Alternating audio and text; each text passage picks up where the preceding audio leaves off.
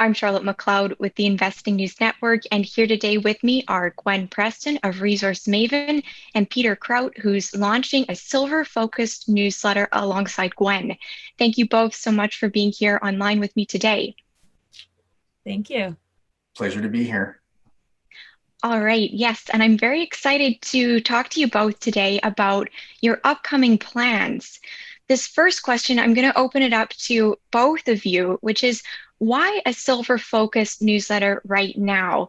What made you came together? How did this all develop? So whoever wants to jump in and answer that one first. All right. So, um, really, Gwen and I actually both realized that this is an underserved market. There are lots of newsletters out there for all the ranges of resources, metals in particular, gold especially. But silver is more or less ignored, and it certainly deserves investors' attention. It's a very interesting market. It tends to outperform gold pretty much every bull market, and it's certainly something that investors need to consider and include in their portfolios. So we thought, why not put this together and serve a market that really has a void. All right, and Gwen, anything you would add on that point? Yeah, I think there are, like Peter said, there's so many products out there. It's kind of interesting, actually. I assumed that there was a silver focused investment newsletter because there's a lot of people out there who love silver, who are aware of the opportunities that silver presents in a precious metals bull market. But then when you actually dig into it, there isn't the product that we are producing, which is a silver focused newsletter from a team of newsletter writers who are motivated solely by serving their subscribers. So by that, I mean, we don't take money from companies. We just write about what we're buying and selling because of the opportunities that we see. That product doesn't exist. There's certainly experts out there who love silver and who have written about the space for a good period of time. But as it turns out, there is not this silver focused resource newsletter out there. And I mean, the time is right. I'm sure we're going to get into that sort of next, but the time is certainly right to dive right into that silver opportunity. Perfect. Okay. And yeah, definitely speaking about the time being right for silver, Peter, I wondered if you could take some time to maybe sum up what we've seen from silver during this past very interesting year. Yeah, that's actually a great way to start because if you look at how silver performed this year, from say the March bottom to the August peak, we were looking at something like a 140% return in silver versus gold's 38% return. So that's nothing to shake a stick at, but 38% versus 140 shows you how silver can clearly easily outperform gold in rallies and in longer term bull markets. So, with that kind of potential, investors can certainly see that it's, like I said earlier, this is definitely something they would want in their portfolio. There are different ways to maybe hedge the risks in terms of, do you want to go for silver itself, like physical or bullion ETFs, or from their stock ETFs, and then large cap producers all the way to junior explorers. But one way or the other, certainly this is a sector that investors should have some exposure to. All right. And just following up on silver's very exciting performance this year, what would you say, Peter, are the main drivers that we're seeing for silver at the moment? Well, certainly right now, a lot of the drivers are the same as gold's. We're looking at lots of stimulus, money printing. Certainly being in the second wave of this pandemic is not hurting how safe havens are reacting. And then you go into other things like negative real interest rates and negative rates, zero rates that the Fed's promising up until at least 2023. We have a weakening US dollar. We have a likely new Treasury head who used to be the Federal Reserve head. And I'm talking about the Dove, Janet Yellen. And while she was there, The Fed's balance sheet actually exploded in the first, I think it was, year or so by $500 billion. Now, that used to sound like real money. These days, it doesn't sound like all that much. But it goes to show her track record, her tendencies. And I think that, when we see her lining up with, I believe Powell was her deputy Fed chair at the time. So now we've got him as Fed chair. We're going to have Yellen as head of Treasury. I think what we're going to see is that the lines between Treasury and Fed are going to start to blur. And, things like MMT, which is modern monetary theory, that's really bandied about a lot lately. I think we're going to start hearing a lot more about that. And it's probably going to start gaining a fair bit of acceptance as well. Okay, perfect. And a similar question now for Gwen on that note. We spoke, I think, about a month or so ago, and you did a great job of laying out what you think are the main drivers for gold right now. And the top one was, of course, negative real rates. I wanted to ask if you see that being the top driver for silver, considering it also has that industrial side to it. Yeah, great question. Certainly, the two operate side by side and also differently. And I would say the way I like to characterize it is that gold often does the heavy lifting. So gold, driven by the things that Peter was just describing, these negative real interest rates, which have all kinds of reason these days, COVID being one of them, being a key one. It was sort of the fuel on the fire, because we were already heading in that direction. So gold sort of does the heavy lifting. It sets the stage for investors to diversify how they're trying to get disperse or play their safe money. And safe money has been driven away from bonds because bonds don't provide any yield. It's been driven toward stocks, but stocks are inherently risky, so you need something else. And so then gold becomes the thing. So gold does the heavy lifting in that sense. But gold is not the only precious metal. Silver is the second precious metal. And then there's platinum and palladium, but let's keep the conversation a little bit focused here. So silver is certainly the second precious metal. And it absolutely, for all of those same reasons, comes along once gold has set the stage. And I think we're very much in that situation already. But then gold gets this second wind. And it's so interesting how these things line up. So oftentimes when you're in any of the situations that create negative real interest rates, so that's, economic duress, all kinds of security safety concerns, whether those are political, whether they're economic, you're in these situations. Often then, hopefully you move into a situation of economic recovery. And we're really in that setup today where we've had all of these concerns, we've had this huge economic pressure, and then we're moving into a situation of recovery. What's so interesting for silver is that because it is also an industrial metal, it gets the safety buy, but then it gets extra lift from the recovery buy.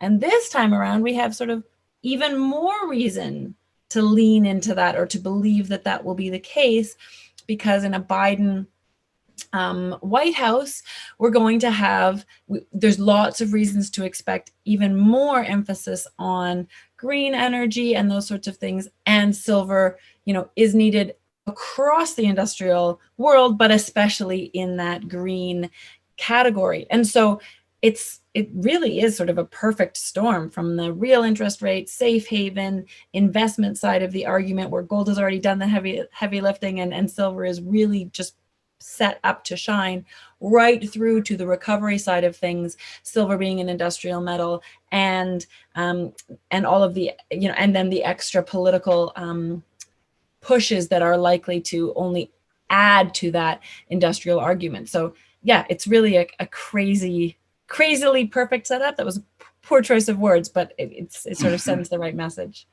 Okay, perfect. So now we have a pretty good idea of what happened to silver this year, what's behind the what its movement. Peter, I wondered if you could give us an idea of what could be coming in 2021. I know that's a difficult thing to ask, and I don't know how much you like to talk about prices, but what do you see in silver's future?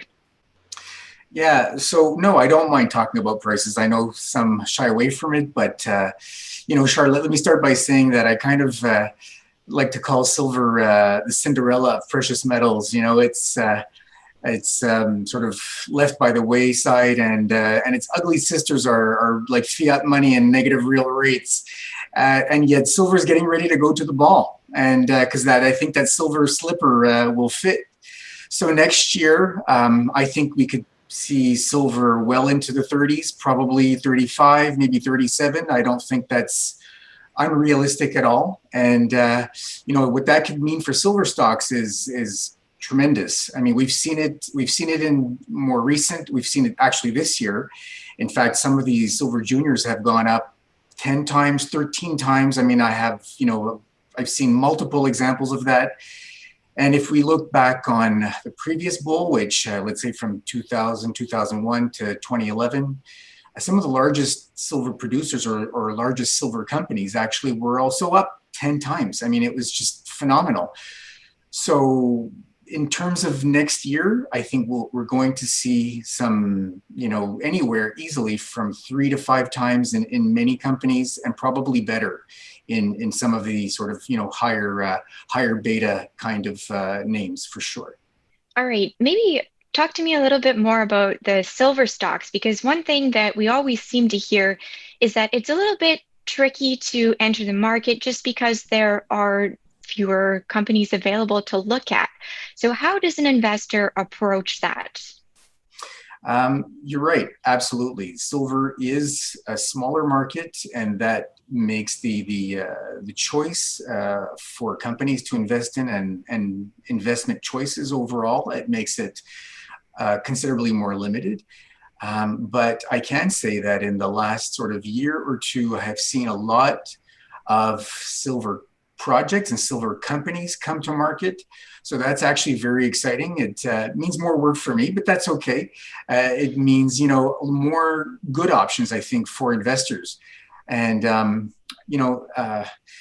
I think really that's where the potential is. If people are going to invest in this space, the beauty of it is that you do have, like gold and like other metals and even some of the other precious metals, you have all the whole gamut of choices, everything from the physical to bullion backed ETFs, but then you've got larger producer ETFs, you have more junior ETFs, and then from there you've got the whole range of royalty companies, medium-sized producers, smaller, growing, newer producers, and even the junior explorers that have a project, have a really good thesis, and need to start proving it out. Of course, that's the higher risk play, and investors know their own tolerance levels. But the point being that the entire market's there in the silver space, and that's what we want to bring to subscribers. That entire gamut,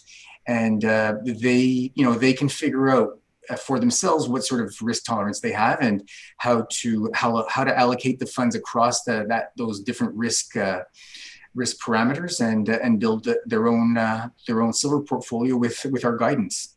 That sounds great. And I think question for Gwen now, this is something that I think we also talked about when we spoke recently, how each individual investor is very different and the importance of each person building a portfolio that works for them. Maybe if you could speak briefly on, aside from silver stocks, some of the other options that are out there if you do want that exposure to silver.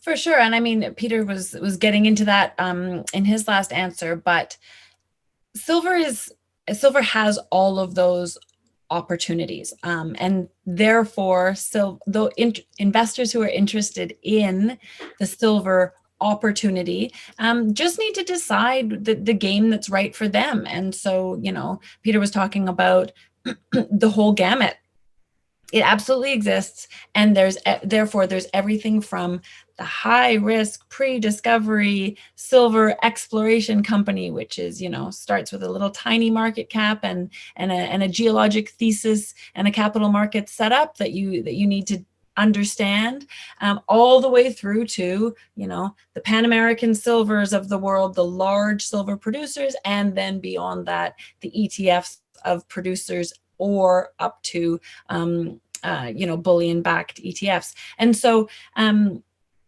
it's truly, when I invest, I create a series of newsletters that give investors exposure to opportunities from the low risk end of the spectrum all the way through to the high risk end of the spectrum. And I do that for two reasons: because there are investors of all of those types. And so I want to be able to share opportunities with all of them. But I also do it because that's truly how I invest. I think that when we get these precious metals markets, they're short and they're super sweet, and you want to take advantage of them in every way. And the market has the market likes to reward all of those kinds of opportunities, all of those kinds of stocks at different times and in different ways and with different risk tolerances. And when I talk about risk tolerances, it's not just what risk you're willing to take on, but how engaged you want to be with your portfolio. If you're going to play high risk explorers, you need to be pretty engaged with those stories and be able to trade them and buy and sell and exit and enter.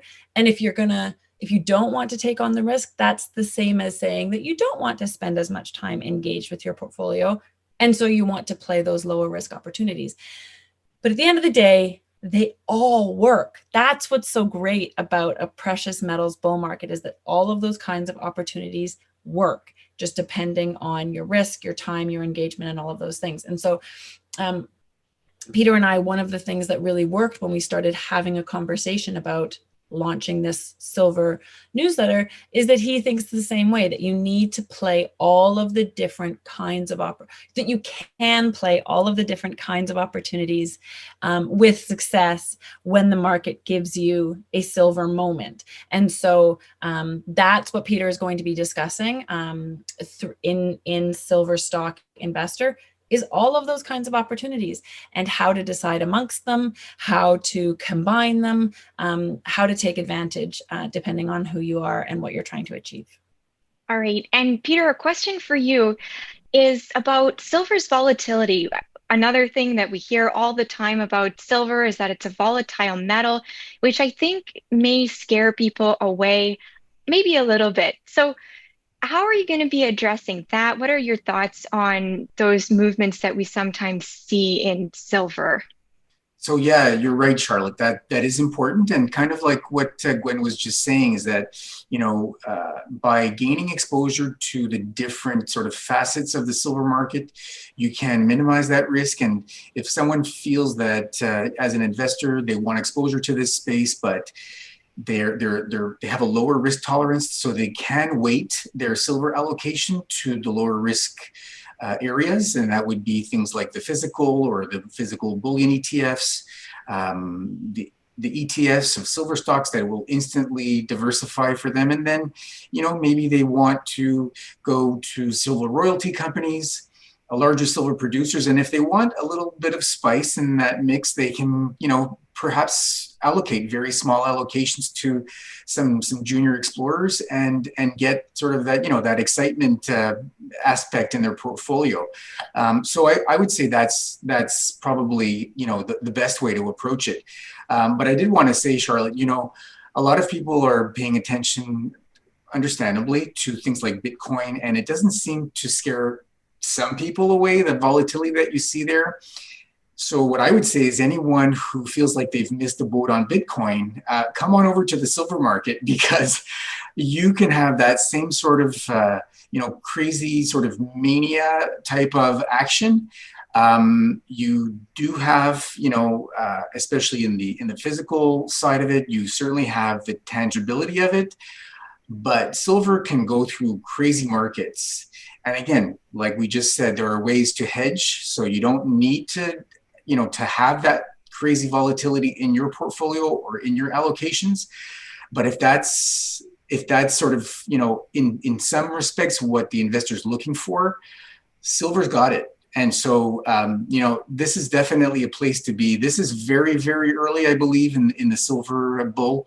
And so this is a great time to get started, to get invested, to start looking at the space, to do research, read research, especially unbiased research, and look at ways to gain exposure to silver. I believe 6 months, 12 months from now, anyone who hasn't sort of taken that step is going to feel like people who maybe didn't buy Bitcoin in March at $4,000 or $5,000 and are looking at it at like 4 times the price already. So, like I say, come on over to silver. There's a good chance you're gonna see very, very similar kinds of returns. Okay, I do love that Bitcoin comparison because I know we have a lot of people asking questions about that right now. Just a couple of more things before I let us wrap up. I wondered, Peter, if there are any other trends you see in the silver space coming at us. I know we've talked a lot about price, what could happen with price, but aside from price, any trends that you would see?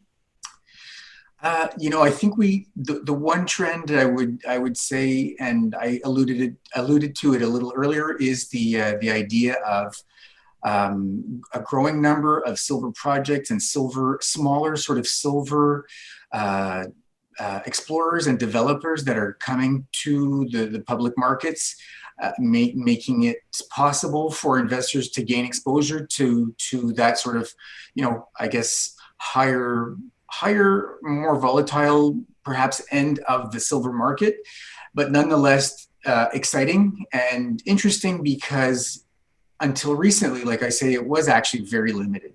And it's still relatively limited, but it is growing. And I find that exciting. And that's certainly an interesting and worthwhile trend for investors to explore. Okay. Final question for both of you, just as we wrap up. I'm asking this to many people as we head into the end of the year. Best advice for investors in 2021, related to silver or otherwise? 2021, coming on the heels of 2020, I think we're all excited for it. 2020 has been an absolutely insane year. I mean, the word unprecedented has been used an unprecedented number of times in 2020. And so I think 2021, with vaccines coming through and those certainly setting the stage for 2021 to be a year of optimism, recovery, growth, all of those things. But all of that happening in a very supportive monetary environment, because that support is still very much needed after the havoc of 2020. It just means that there's going to be a lot of opportunity in 2021. And I'm not just speaking as a gold silver investor here. I'm speaking as an investor. There's going to be a lot of opportunity. There's a lot of money that was pulled to the sidelines in 2020 because it was a crazy, volatile, strange political year. But 2021 certainly is setting up to be a more normal year. It sort of has to be relative to what we just went through. And so there's going to be a lot of opportunity. And I say that because there's going to be great opportunity in the precious metals market because of that, super supportive monetary stance, and yet money looking for a place to invest. It's going to be a good year for anybody who's betting on industrial growth, on economic recovery. And so that works for other metals, that works for all kinds of things. I just think that, therefore, investors need to sit back and think about what they're trying to accomplish and what the various ways are that they can accomplish that. And so I really think that when you sit down and have that conversation with yourself, precious metals really play a role in that. Silver probably stands out in that argument because of the dual monetary / investment and industrial role that it plays. So really just sit down, try and let 2020 wash over you. Look forward to a 2021 that's more about growth, recovery, less volatility, and how you might want to take advantage of that. And I really think that precious metals play a role in that, though Base metals will also play a role. Copper is kicking butt these days and therefore also deserves some attention. Uranium has really peaked its head up in the last little while. I think that we're in a growth paradigm in 2021, and that's exciting on all fronts for metals investors. So just figure out what you want to do to take advantage of it, because if you look back at the end of 2021, I think you're going to wish that you had. All right. And Peter, same question, best advice for investors as we head into 2021. Yeah, I mean, I would, of course, reiterate what Gwen just said. One sort of important stat that I think may be worth pointing out, and it certainly is related, is that by the end of this year, apparently, we're going to reach something like nearly $280 trillion of debt globally. That's not a trend that's going to reverse anytime soon. It's only going to grow. And you know, if yes, we do need to look at everything, and I think that everything makes probably some sense to some degree in a portfolio. But if you look at, you know, what's cheap, if you're going to allocate new money to something or you're going to rebalance, you need, obviously, I mean, in my view, you need to look at what's cheap so that you're going to get more for your money.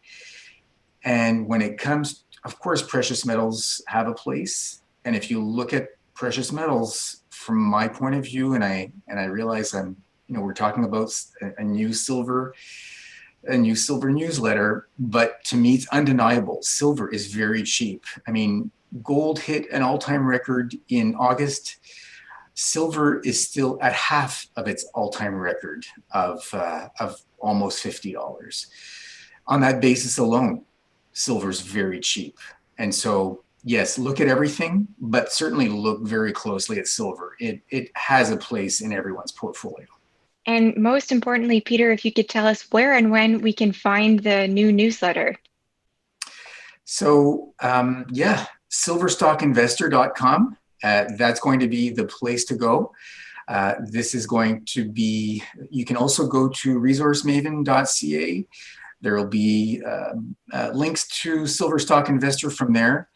And people can certainly see a lot more about the newsletter, and it's launching for January 1st. You'll get information at either of those websites, and it's coming. It's exciting. Okay, very exciting. A great way to start the new year.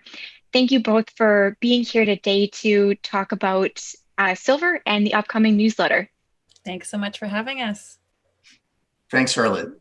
And once again, I'm Charlotte McLeod with the Investing News Network, and this is Gwen Preston and Peter Krauth.